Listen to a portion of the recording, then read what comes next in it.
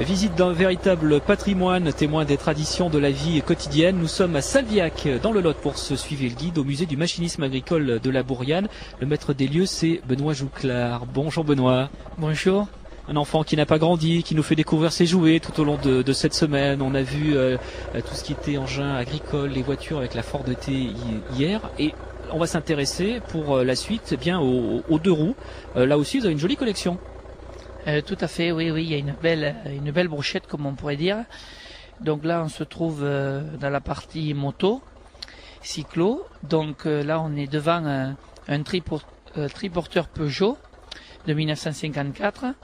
Donc c'était des motos qui servaient donc à faire les livraisons dans nos campagnes. Il y avait beaucoup le boulanger, aussi pour faire des livraisons de lait. Il y en avait beaucoup dans notre région de ça. On connaissait le triporteur de chez Piaggio. Je ne savais pas que l'année 1954, pour ce triporteur, 125 cm3. Oui. C'est pas une grosse cylindrée, mais ça arrivait à déplacer facilement 200-300 kilos, sans problème. D'autres machines, on survole quelle période, quelles années ici? Mais là, vous êtes devant une moto-bécane. C'est les premières moto-bécanes entraînement par chaîne. Juste avant, elles étaient entraînées par courroie. Là, on est en 1923. Vous avez une belle René Gillet, là une automoto, une Starlet. Bon, là, on est dans la partie cycle.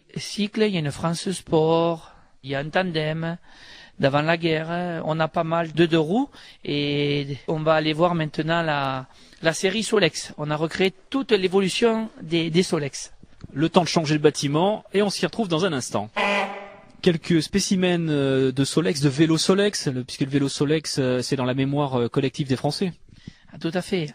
Les premiers Solex donc, sont apparus en 1948.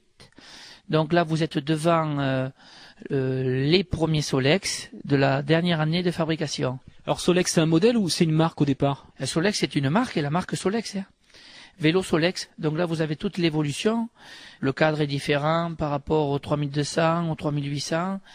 Il y a les différentes hauteurs de roues, le phare, le freinage.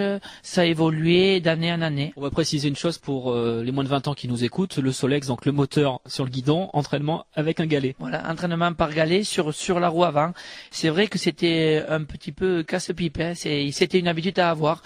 Et bon, il fallait quand même un petit peu l'aider dans les côtes et tout. C'était pour vraiment se soulager sur les déplacements, mais il fallait quand même l'aider tout au long du parcours. Benoît Jouclard, merci. On va se retrouver demain pour la suite de ce tour du musée du machinisme agricole de la Bouriane. Et on fera un petit point sur les choses qu'on n'a pas pu survoler cette semaine, parce qu'il y a quand même combien de machines répertoriées? 200? Donc, dans le domaine tracteur, on frôle les 200 tracteurs. Après, il y a tout ce qui est outils, évolution du machinisme, batteuse, outils, donc c'est assez énorme. Mais au total, avec les voitures, les vélos, les Solex, on dépasse les 500 pièces. Mais exactement, je suis incapable de vous le dire. Et ça occupe toutes vos journées, ou en partie toutes vos journées? Vous dormez bien la nuit, vous? Oui, bon, je dors pas beaucoup, 5-6 heures par nuit, mais c'est vrai que ça occupe beaucoup. C'est-à-dire qu'on se fait tout nous-mêmes, du terrassement, les bâtiments, la restauration, la préparation. Donc c'est vrai que ça prend toute une journée et c'est des journées chez nous de 15 heures. On va arrêter ça là.